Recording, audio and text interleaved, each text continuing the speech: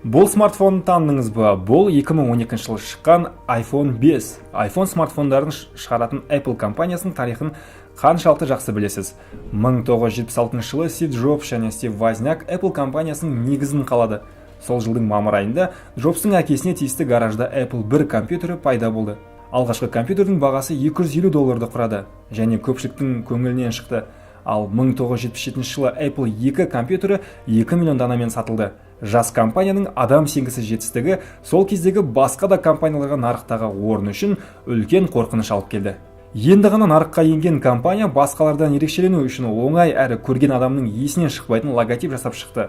Бұл да қалың жұрттың назарына ілігуге себепші болды. 84 жылы Apple'дың суперкубок ойындарында көрсеткен танымал жарнама ролигі жарыққа шықты.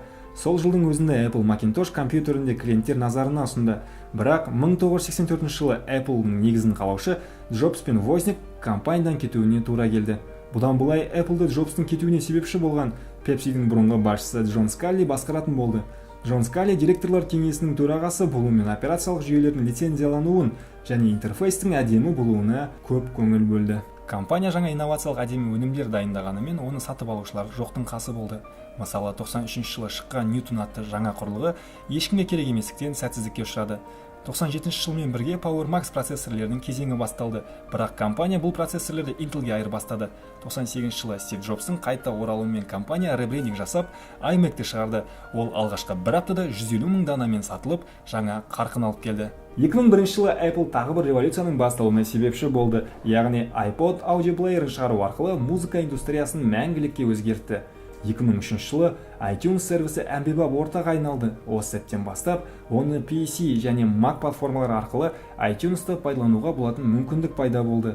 Осы жылы 300 миллион iPod сатылды. Бірақ Стив Джобстың адамзат тарихындағы негізгі революциясы 2007 жылы iPhone'ды шығарған кезде жүзеге асты. Сенсорлық экраны және интернеті бар смартфон баршаны таңғалдырды.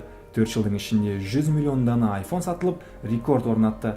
Осы сәттен бастап компания атынан компьютер сөзі ақырындап жоғала бастады. Енді iPhone'ның ең танымал өнімдеріне смартфон және iPod'тар айналды.